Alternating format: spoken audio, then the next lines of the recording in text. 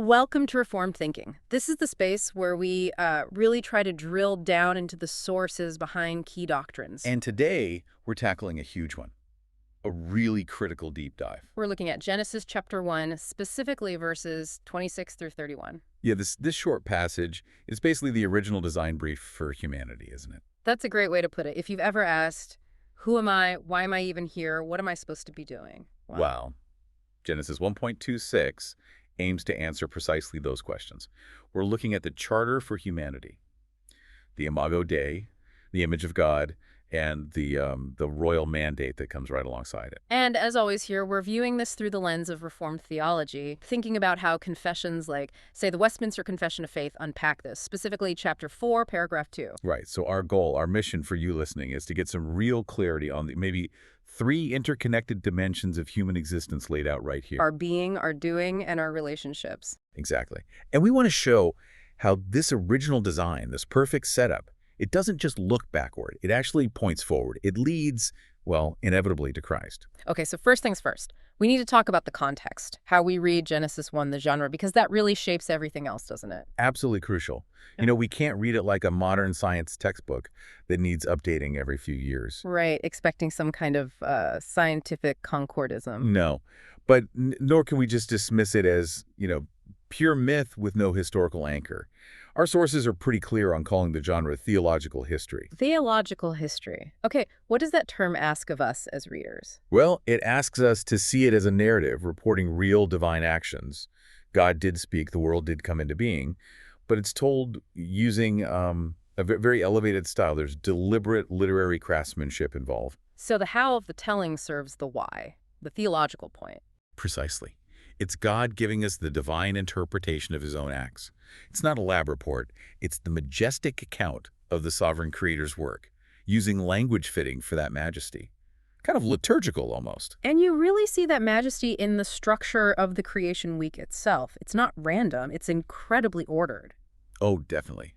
The structure itself screams God's sovereign wisdom and order. If you look at days 1 through 6, you see these patterns. Scholars talk about measured repetitions. And that symmetry, days 1 to 3 setting up the realms, and 4 to 6 filling them. Exactly. Day 1, you get light and darkness, the basic structure of time. Day 2, the sky and the waters, the spatial structure. Day 3, dry land appears. Vegetation springs up the basis for life support. That's the forming. Okay, the environments are created. Then comes the filling. Day 4 populates the light-darkness realm with the sun, moon, stars, the rulers of time. Day 5 fills the sky and waters. With birds and fish, creatures suited for those realms. And all of this careful building creates anticipation, doesn't it? Everything seems to be moving towards something specific. It's a deliberate crescendo, a build-up. And the 6th day, well, that's the climax, the peak. And the pacing changes here too, right? It does. The narrative, which has been moving quite briskly, let there be, and it was so, it suddenly kind of slows down. It lingers. Because now we get to humanity. Humanity. Yeah. Introduced as the capstone. We're not just the last thing made. We're the point. The creature for whom this whole ordered world, the land, the seas, the plants, the animals, has been prepared. The ones to whom this ordered world is then entrusted. That's the key. Entrusted. Hashtag 1.2, the unique plural deliberation. So the narrative slows, and then we hit verse 26, and the language shifts dramatically. Then God said, "Let us make man in our image, after our likeness." That plural, "let us make," it just jumps out. It really does. It's completely different from the commands before it. It signals a unique divine deliberation, a deep intentionality that wasn't quite there for, say, the sun or the animals. It's like we're hearing a consultation within the Godhead. That's how it reads. The Hebrew verb naishe. It's a first-person plural vocative. It invites us, the readers, to sort of overhear this intra-divine counsel. Now, historically, people have stumbled over this plural, "who is us?" Some suggested God speaking to angels, or maybe it's a royal we, like a king uses. Yeah, those theories have been floated. But speaking to angels doesn't quite fit. God doesn't share his creative power with creatures like that. And the royal plural of majesty, well, that grammatical argument doesn't really hold up for Hebrew verbs. Plus, the very next verse switches back to the singular, right? Exactly. Verse 27 says, "So God created man in his own image." The action is singular. God alone creates. So the plurality isn't in the doing, but in the deciding. In the count, precisely. And this is where reading it within the whole Bible, the full canon, becomes important.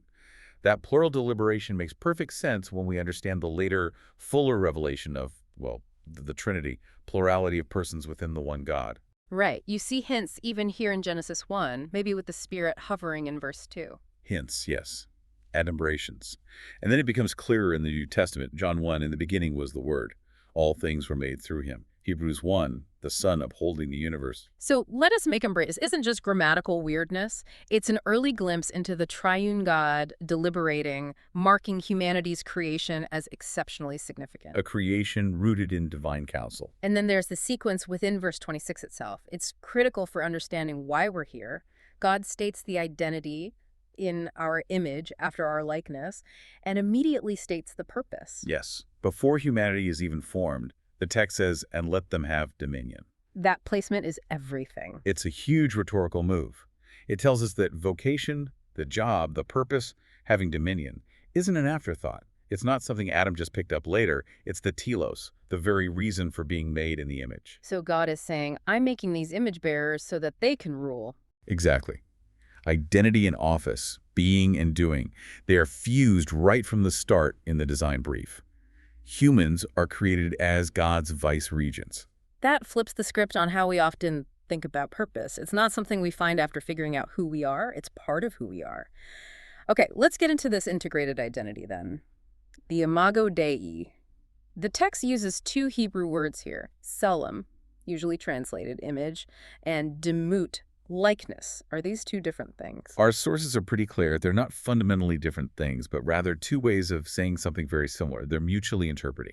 Paired together for emphasis, maybe to capture the fullness of the idea. So like two sides of the same coin. Kind of. They work together to define humanity comprehensively. It's about our intrinsic nature, yes, but also our royal function and even our communal relationships. It's all wrapped up in these terms. So what's the combined message of image and likeness? What do they tell us about ourselves? They convey a twofold reality. First, correspondence. We're genuinely like God in certain ways. We have capacities, rational, moral, spiritual, that reflect his nature, albeit in a creaturely finite way. We mirror him. Yes. But second, and just as crucial, is representation. We stand for God. We act as his representatives, his vice-regents, commissioned to extend his good rule into the created world. That idea of representation, I think it clicks better when we understand the background, the ancient Near Eastern context. Oh, absolutely essential. That word selem, or omim, in Akkadian, it wasn't just a general word for picture, it was political language. How so? It often referred to a royal statue. A king would set up his selem, his image, in a conquered territory or an important provincial city. To show who's boss. Exactly. It symbolized the king's presence, his authority, his rule, even if he wasn't physically there.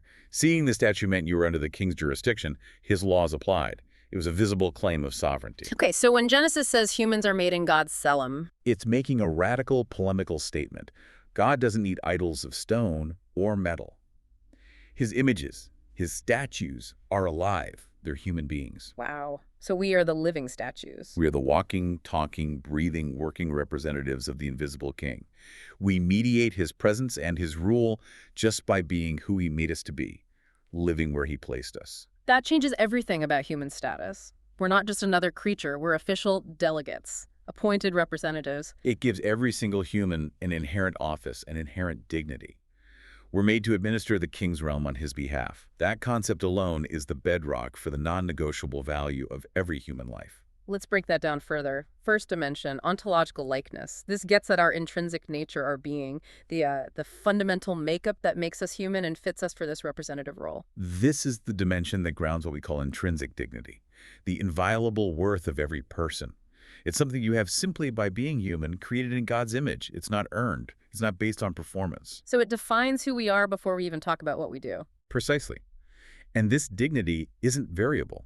It doesn't depend on your abilities, your usefulness to society, your age, your stage of development, or, frankly, whether other people recognize it or not. So when we talk about the sanctity of life, it's not just a nice idea or a legal concept. It's rooted right here in creation. It's a creational fact.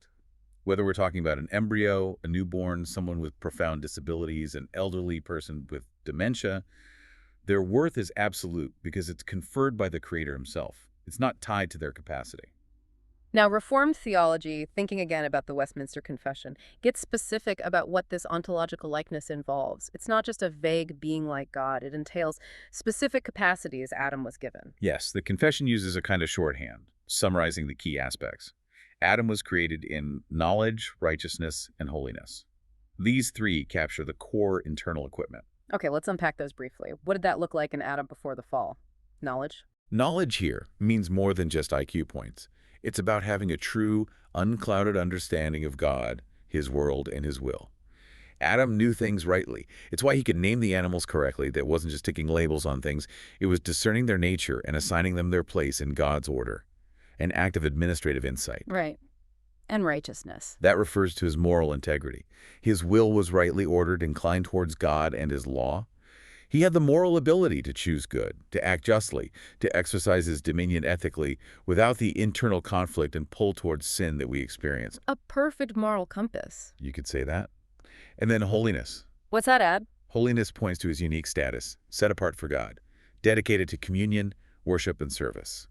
Adam was intrinsically fitted for fellowship with God, to walk with Him in the garden, offering perfect, glad obedience. So, knowledge to understand, righteousness to obey, holiness to commune. Put them together, and you see Adam was perfectly equipped internally to function as God's vice-regent, the living image in the garden temple. But as we said, this internal equipment, this ontological likeness, isn't just static. It's designed for a purpose. It equips a functional calling. This is the doing dimension. Right. Being and doing are fused. The image is inherently functional.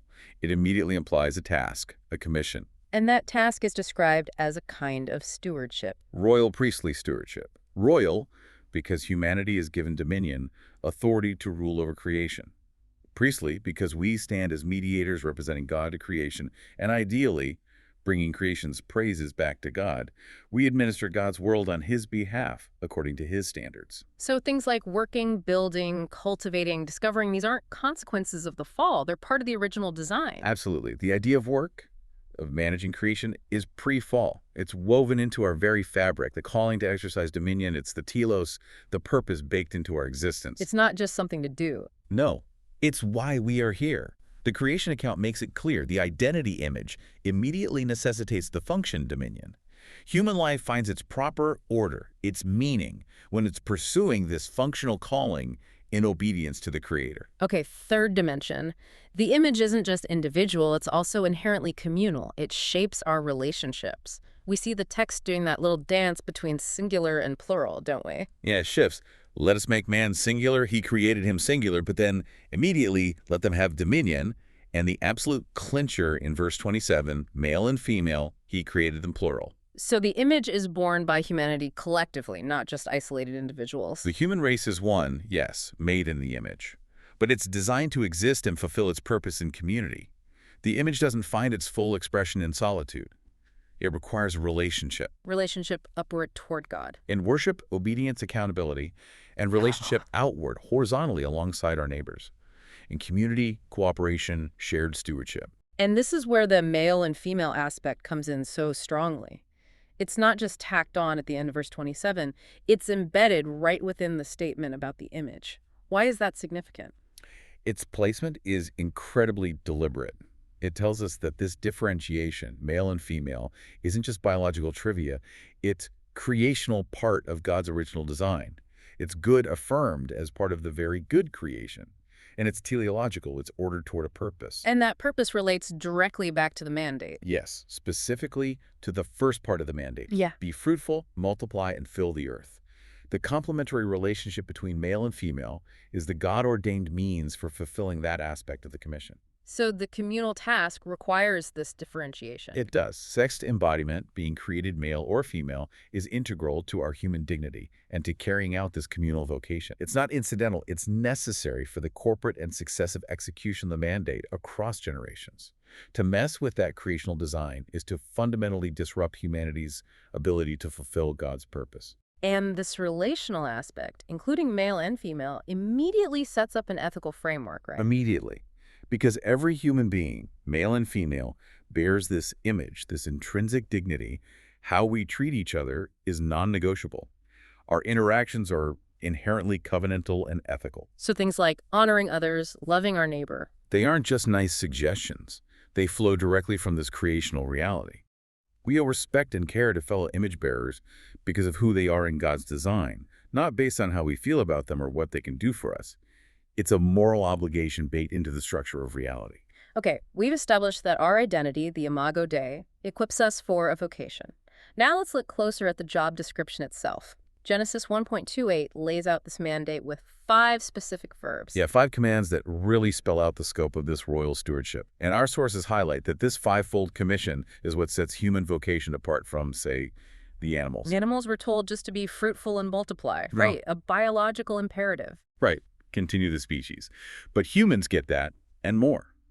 They get commands related to active management, shaping culture, ordering the world. Let's break down the 5 verbs. The first 3 seem to go together related to extending life. That's a good way to see it. The triad. 1, be fruitful, pada. 2, multiply. And 3, fill the earth, male. This is the command to reproduce, expand, populate the entire globe. But not just filling it with bodies, presumably. No, the goal is to fill the earth with God-reflecting communities, with image bearers living out their purpose together. So this directly implies things like family, society, education, culture making. Absolutely. It frames the whole project of human civilization, building communities where the image of God can flourish and be passed on. This is the biological and relational engine for extending God's presence through his representatives. Okay, that's the triad. Then comes the pair, which seems to shift gears towards active ordering of the environment. Exactly. This is where we get the really strong verbs. 4, subdue it, kabash. And 5, have dominion, rada. This is the mandate to actively engage with the world, to order it, to develop its potential. To harness its resources. Yes, harnessing its latent potentials, everything from agriculture and technology to art and governance, but always directed towards God-honoring ends. It's about transforming the raw material of creation into a cultivated, ordered, flourishing civilization that reflects the Creator's wisdom and goodness. Hashtag 3.2 dominion as cultivation, not exploitation. Now those 2 verbs, subdue and have dominion, kabash and rada. Let's be honest, they can sound harsh to modern ears. Some have read them as a license to, well, exploit and dominate nature however we want. That's a really unfortunate misreading, often fueled by taking the verses out of context or ignoring the broader ethical framework of Scripture. We need to retrieve the original sense. So how should we understand kabash, subdue? In its context, kaba often implies bringing something under control for productive use. Think of taming wildland, cultivating a field, maybe channeling water for irrigation. It involves effort, overcoming resistance, but the goal is to make something fruitful, ordered, beneficial. Moving from wilderness to garden, essentially. That's a great image for it. And rada, have dominion. Rada is clearly royal language. It implies ruling, governing, managing, administrating, like a wise king overseeing his realm, ensuring justice and order, managing resources carefully. So putting them together, it's not about crushing or destroying. Not at all. It's about cultivation, responsible development, bringing out the hidden potentials within creation, discovering its laws, harnessing its energies, shaping its resources, appreciating its beauty, all for God-honoring purposes, and critically, operating under God's moral law. If the context starts in a garden that needs tending and keeping, Gen 2.15, then subdue must mean something like bring the rest of the world up to the garden standard. Precisely. It's about extending order, beauty, and fruitfulness. So, Christian dominion, properly understood, is stewardship, never selfish predation. And this applies to all kinds of work, right? Not just farming. Every legitimate human endeavor, it means pursuing truth in science, seeking justice in law, practicing integrity in business, creating beauty in the arts, building strong families, governing wisely. All of these are expressions of faithfully cultivating God's world according to his design. It's about making the world more like he intends it to be. Okay, so we're vice-regents, stewards, cultivators. But being a representative, a steward, that implies limits, doesn't it? We're not the ultimate authority. That's the absolute first and most crucial moral boundary. Our authority is strictly derivative. It comes from God. It's delegated authority. It means? Which means it's accountable. We answer to the one who gave us the authority. We're managing his creation, not our own. Like being the CEO of a company versus owning it outright. The CEO manages the owner's assets for the owner's purposes. Excellent analogy. Yeah. And the CEO is judged by the owner's standards. Genesis 1 itself reinforces this. Look at verses 29 and 30, where God says, "Behold, I have given you." Ah, the language of gift God provides. Exactly. That phrasing firmly locates ultimate ownership in the Creator. Humanity's role is stewardship. We manage what belongs to God. And if we forget that, if we start acting like owners instead of stewards, That's the root of all the problems, isn't it? That's the fall, in essence. When rulers, or any of us, really forget we rule by gift, we inevitably start ruling by grasping, by selfishness, exploitation, tyranny. so our vocation, our dominion, is inherently law-shaped right from the beginning. It has to be exercised ethically. It's not an option. It's built into the definition of faithful stewardship. We are accountable for how we manage creation and, just as importantly, how we treat the other image bearers under our care or alongside us. It makes sense then why the very next major story, Genesis 2 and 3, pivots entirely on obedience to a specific command from God. The exercise of vice-regency is immediately tested by God's law. The whole system only works if the delegates remain loyal and obedient to the sovereign king. The freedom Adam and Eve had was real, but it was a bounded freedom, defined by God's character and his clearly expressed will. Ethical rule isn't an add-on, it's fundamental. Hashtag tag tag 4.2 canonical guardrails, specific boundaries. Now, to ensure this idea of ethical rule isn't just abstract, the rest of Scripture gives us concrete examples, right? Specific checks, or as our sources call them, canonical guardrails on how this dominion should be exercised. Yes, these are vital. They show us what God's idea of benevolent, responsible rule actually looks like in practice. They prevent the mandate from collapsing into harshness or wastefulness. The law, for instance, is full of them. Covering relationships with people, animals, even resources. Right. Let's take ruling over other people first. The law explicitly guards against harshness. Leviticus 25.43 is a striking example. Even within the structure of indentured servitude in Israel, it says you shall not rule over your brother with harshness. So honoring the image bearer applies even in positions of authority or employment. Absolutely. Vice-regency must reflect God's character, marked by justice, fairness, mercy. Not cruelty, oppression, or making excessive demands. Okay, guardrail 1. Yeah. No harshness towards people. What else? Guardrail 2 extends this care even to the non-human creation, particularly animals under our stewardship. Proverbs 12.2 says, "A righteous man regards the life of his animal." Regards the life. So, cares for it. Yes, it commends mercy toward creatures. We have legitimate uses for animals' food, labor, companionship, but we must treat them justly and mercifully, not cruelly.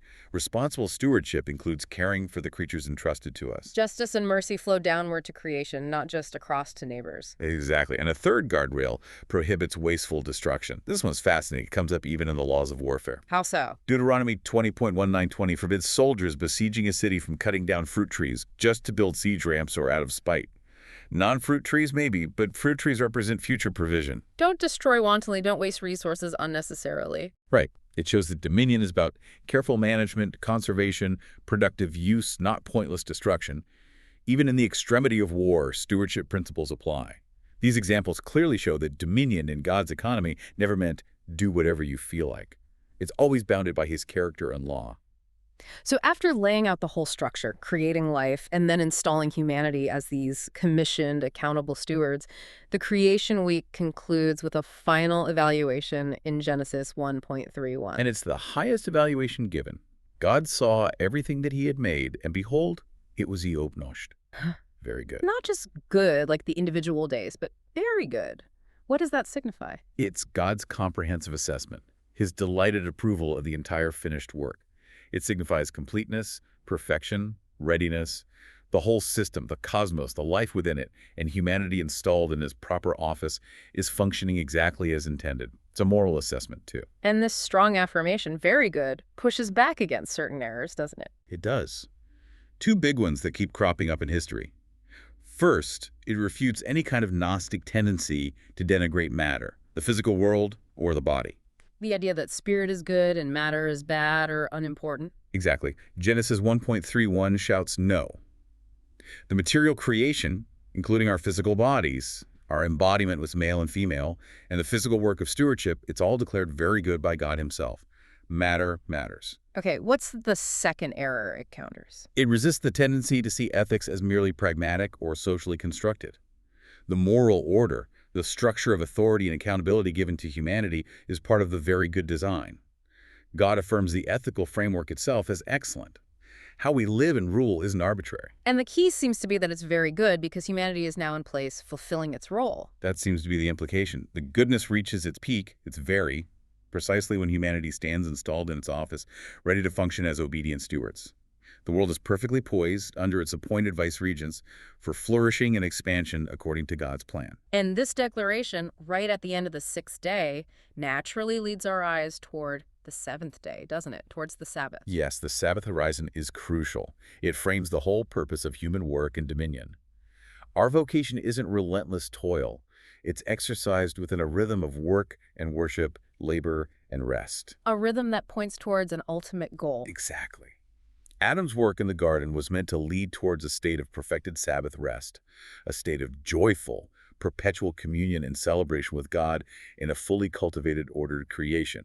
The very good points toward that final, restful consummation. Of course, the story doesn't stay in that very good state for long. Genesis 3 happens, the fall, sin enters the picture.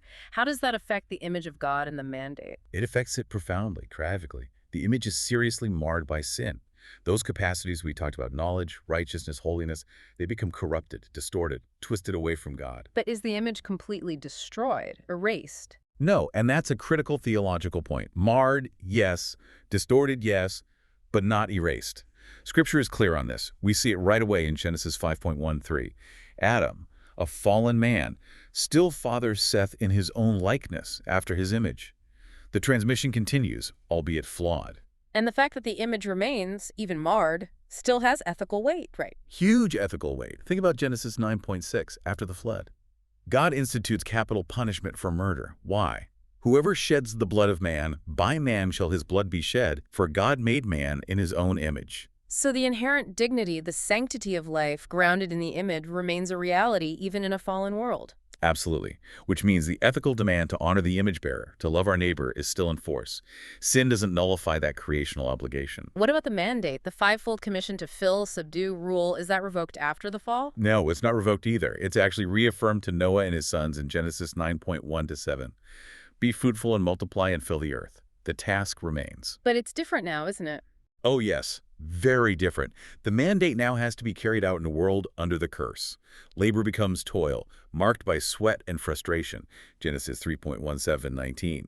The ground yields thorns and thistles. Subduing creation becomes a struggle against futility and resistance, both in nature and, crucially, within our own sinful hearts. Ruling becomes prone to tyranny and injustice. So the original design is marred, the mandate is corrupted. This sets the stage for redemption, for the need for someone to succeed where Adam failed. Exactly. The whole story is now driving towards the one who is the perfect fulfillment of the Imago Dei. The image, even in Adam, was always pointing beyond itself, towards its ultimate realization in Jesus Christ. Scripture explicitly calls him the image, doesn't it? Unambiguously. Colossians 1:24 calls him the image of the invisible God. Hebrews 1:3 says he is the radiance of the Father's glory and the exact imprint of his nature. Jesus perfectly reflects God's knowledge, righteousness, and holiness in human flesh. He is what humanity was always meant to be. And he doesn't just bear the image perfectly, he also fulfills the function, the mandate that Adam fumbled. Yes. He is the last Adam, 1 Corinthians 15:45, where the first Adam failed in obedience, leading creation into chaos. Christ, the last Adam, succeeds through perfect obedience, even unto death. He secures the new creation. How does he fulfill the dominion aspect? Well, think about it. Adam was called to rule, to subdue chaos. He failed. Christ, through his life, death, and resurrection, conquers the ultimate chaos, sin, death, and the devil. He demonstrates true dominion. Psalm 8 talks about humanity being crowned with glory and honor, ruling over creation. Right, but Hebrews 2 comments on that psalm, saying realistically, we do not yet see everything in subjection to humanity. But we see Jesus, who, because of his suffering and death, is now crowned with glory and honor. His resurrection and ascension are his coronation. He's enthroned as the rightful king, holding the universal authority Adam forfeited. So the original human destiny, to rule creation wisely under God, is now only possible in and through Christ. Precisely. All authority in heaven and on earth has been given to him. Matthew 28:18. The perfected dominion promised in the beginning is realized only in union with the Messiah, the true king, the perfect vice-regent. He restores both the image and the office. #, Hashtag 5.3 renewal of the image in believers, sanctification. So salvation in Christ isn't just about forgiveness of sins, getting a ticket to heaven. It's about restoration, about becoming truly human again, according to the original design. That's absolutely central. Soteriology, the doctrine of salvation, includes the renewal of the image. We're saved from sin's penalty and power, yes, but we're also saved to become obedient, God-reflecting image bearers once more. And this renewal process is what we call sanctification. Exactly. It's the ongoing work of the Holy Spirit within believers, conforming us progressively to the likeness of Christ, the perfect image. And the New Testament describes this renewal using language that echoes Genesis 1 and those original capacities, right? Knowledge, righteousness, holiness. It really does. It's striking. Colossians 3.9 urges us to put on the new self, which is being renewed in knowledge after the image of its creator. So correcting the darkened understanding caused by sin, learning to see God, ourselves, and the world truly again. Yes. And Ephesians 4.24 talks about putting on the new self, created after the likeness of God in true righteousness and holiness. Recovering moral integrity, the desire and ability to do what's right, and being set apart for God's purposes. It's the restoration of the original equipment, now empowered by the indwelling Spirit and oriented towards Christ. Renewal in knowledge helps us understand God's will. Renewal in righteousness enables us to pursue it. Renewal in holiness directs our hearts towards communion with Him. This is what fits us, once again, for fellowship with God and faithful service. Hashtag tag 5.4, reorienting the mandate, the Great Commission. Okay, if the image is being renewed in us through Christ, what happens to the mandate? The call to fill, subdue, and rule. Does that just disappear? No, it's not abolished, but it is redirected. It's reframed and fulfilled within the context of Christ's kingdom and the new covenant. How is it redirected? What's the focus now? The primary way redeemed image bearers fulfill the fill the earth aspect is now through making disciples. The focus shifts from merely populating the physical globe to filling the earth with worshipers of Christ, people who reflect His image. So Christ himself explicitly links his authority, his successful dominion, to a new version of the mandate. He does, climactically, in the Great Commission. Matthew 28.18-20. He starts by declaring, "All authority in heaven and on earth has been given to me." That's the statement of the successful last Adam claiming the dominion the first Adam lost. And based on that authority, "Go therefore and make disciples of all nations, baptizing them, teaching them to observe all that I have commanded you." This is the creational mandate filtered through redemption. so the church, united to Christ the true image, now fulfills the mandate by extending his reign through the gospel. Yes. Disciple-making becomes the primary form of redeemed culture-making. We fill the earth with communities ordered by Christ's commands, reflecting His character. Does this mean our ordinary work family, jobs, art, science, community involvement becomes irrelevant? Not at all. It means those ordinary callings are reoriented. They become arenas where we live out our renewed image and participate in the Great Commission. How so? We now perform our work, raise our families, engage in culture, care for creation from the soul as unto the Lord. Colossians 3.23.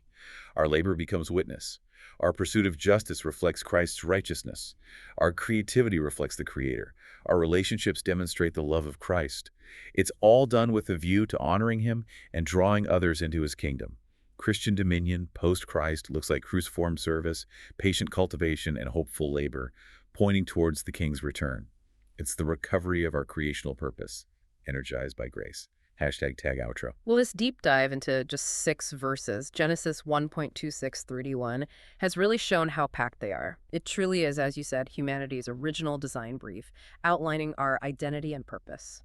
It really sets the foundation for everything that follows in the biblical story. Let's try to maybe pull together the core takeaways for you listening. Okay. First, dignity. The ontological likeness. Every single human being possesses an inherent, non-negotiable worth, because we are made in God's image. Endowed with capacities, knowledge, righteousness, holiness that originally fitted us for perfect communion with Him. This grounds the sanctity of all human life. Second, purpose. The functional calling as stewardship. Our identity isn't static, it equips us for a task. We are made to be royal priestly stewards. Called to cultivate and care for God's creation through that fivefold commission, being fruitful, multiplying, filling, subduing, ruling, but always as accountable representatives under God's loving authority and law. And third, restoration. The reality that this beautiful design was marred by sin but finds its ultimate fulfillment and renewal only in Jesus Christ, the true image and last Adam. Our salvation involves the restoration of that image through the Spirit's work, conforming us to Christ. and it involves the reorientation of the mandate towards the Great Commission, filling the earth with disciples who reflect Christ's rule. And a key pattern throughout is grace preceding demand, isn't it? God gives the identity before the task, the blessing before the command, the provision before the stewardship. Absolutely. It's all initiated by a generous creator. Which brings us to a final thought to leave you with. Okay. That very good verdict at the end of creation week, coupled with the Sabbath horizon, it points forward, doesn't it? Towards an ultimate goal, an eschatological reality. A final state. Yes, the ultimate telos for humanity isn't just returning to Eden, but pressing forward to the city temple, the New Jerusalem described in Revelation 21 and 22, that place where God dwells fully and finally with his redeemed, glorified people. And in that city, our vocation finds its perfection. That's the picture. Revelation 22:3-5 says, his servants will serve him, they will see his face, and significantly they will reign forever and ever. Our royal priestly calling reaches its consummation there. Wow. So our work now, our stewardship, our attempts to cultivate goodness and order in this fallen world. They are rehearsals, foretastes. They anticipate that perfected dominion we will exercise under Christ in the new creation. Every act of faithful labor, justice, mercy, and creativity today is a small participation in bringing God's future reign into the present, pointing towards that day when the whole earth will be filled with his glory, reflected perfectly in his redeemed people.